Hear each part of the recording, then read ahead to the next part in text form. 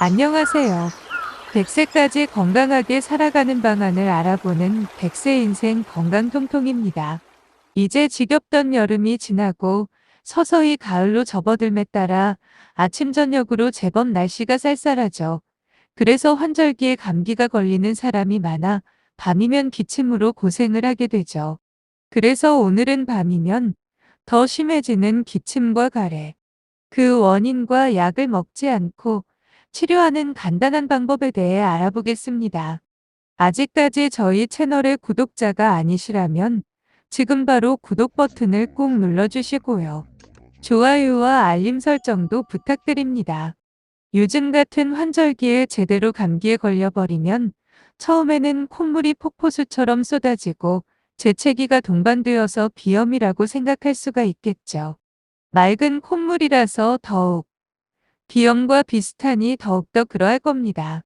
그러다가 결국에는 콧물이 점점 누렇게 변해서 감기가 맞구나 싶었는데 콧물이 잠잠해지니 어제부터 목이 간질간질하면서 기침이 멈추질 않게 되죠.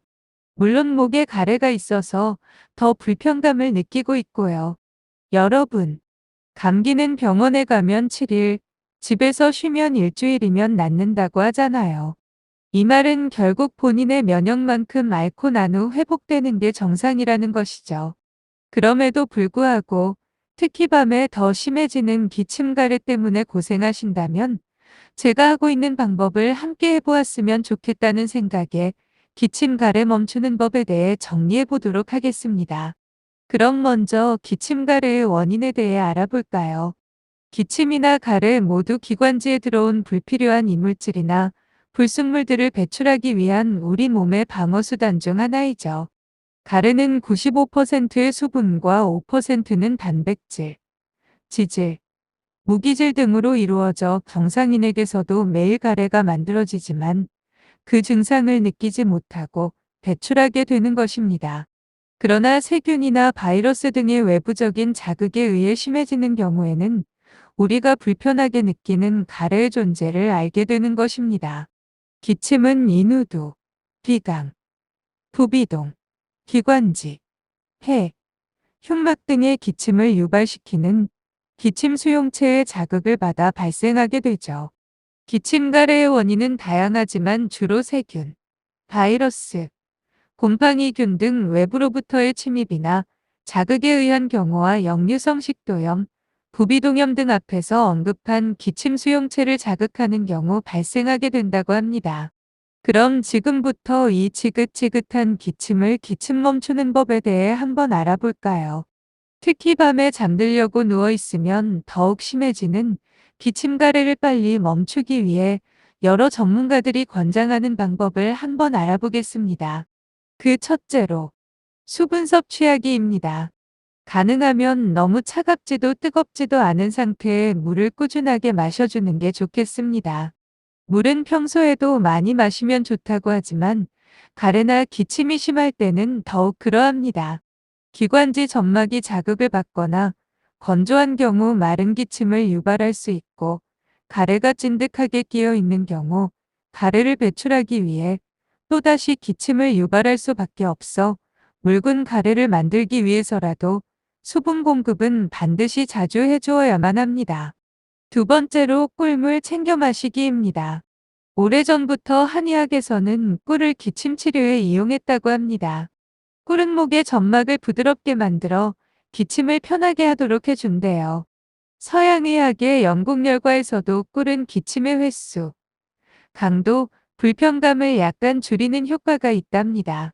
그냥 아무렇게나 마시는 것보다는 지금 소개하는 대로 활용하면 더욱 좋대요. 먼저 물 한 컵에 꿀은 얼음 수저 하나를 섞으래요. 따뜻한 물이면 더 좋지만 미지근한 물을 써도 되고요. 얼음 수저 하나만큼 섞으면 물이 살짝 걸쭉해진 느낌이 들 정도랍니다. 다음으로 조금씩 홀짝홀짝 마시라는 겁니다. 꿀물은 뱃속에 들어가서 작용하기보다는 목을 통과하면서 점막을 부드럽게 진정시키는 작용을 합니다. 그래서 한 번 마시기보다는 조금씩 홀짝홀짝 마시는 게 좋습니다. 다음 또 잠들기 30분 전에 드시고 자다가 기침해도 드세요. 기침은 잠들려고 누우면 더 심하므로 잠들기 30분 전에 마시고, 특히 자다가 계속 기침이 나오면 자다가도 꿀물을 드시면 편안하고 기침이 나오지 않죠. 그리고 도라지와 배를 우린 물에 꿀을 타서 마시면 더 좋아요. 도라지와 배 역시 한방에서는 기침에 도움이 되는 음식입니다. 도라지와 배를 한 소끔 끓인 물을 조금 식힌 후에 꿀을 타서 드시면 됩니다. 다음 세 번째로 가습을 충분히 해주세요. 집안의 공기가 건조하면 목이 더 칼칼하겠죠.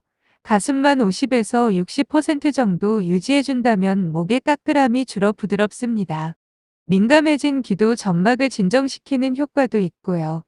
특히 차를 마시면서 뜨거운 차를 코와 목 주변에 수증기를 쐬면서 차가 적당히 식을 때까지 코로 호흡해준다면 훨씬 코와 목이 촉촉하고 편해지는 느낌을 받을 수 있을 겁니다. 아이들의 경우는 뜨거운 물이 위험하니 욕조의 목욕물을 따뜻하게 받아서 목욕을 시켜주는 것도 도움이 될 수 있겠죠. 다음 네 번째로 마스크 착용입니다. 저도 개인적으로 감기 증세가 약간 올 때 꿀차를 한 잔 마시고 마스크를 쓰고 잠을 자고 일어나면 그 다음날 감기가 감쪽같이 사라집니다. 저의 오랜 감기 노하우입니다. 특히 잠을 잘 때 코가 막히거나 불편하면 입을 벌리고 자는 경우가 많잖아요. 이럴 때 목이 더 건조해지기 때문에 기침 가래가 심한 날에는 밤에 잘 때는 KF94 같은 마스크를 쓰지 말고 그냥 집에서 쓰는 천 마스크를 쓰고 자면 코와 목 점막의 습도가 유지될 수 있습니다. 다음 다섯 번째로 공기청정기 사용입니다. 집안 청소나 공기청정기를 활용해서 공기를 좀 깨끗하게 해주거나 가능한 외출을 자제하여 가뜩이나 감기로 약해진 기관지를 보호하는 일도 필요합니다. 다음으로 여섯 번째, 잠잘 때 상체를 조금 높게 하라는 겁니다. 코막힘 증상이 있을 때도 이런 방법을 사용하면 좋은데요. 평평하게 눕는 것보다는 상체를 조금 높게 해주면 숨쉬기도 편하고 기침 가래가 조금 덜하는 것 같습니다. 오늘은 기침이나 가래가 심할 때 약을 먹지 않고 낫게 하는 법에 대해 알아보았는데요. 감기로 인한 기침이나 가래는 약을 먹더라고 앞에서 말했듯이 바로 낫는 게 아니더라고요. 그래서 평소 꾸준히 운동도 하시고 혹시 증상이 나타나면 이 방법을 활용하시면 좋은 효과가 있을 겁니다. 끝까지 시청해 주셔서 감사하고요. 구독도 꼭 부탁합니다.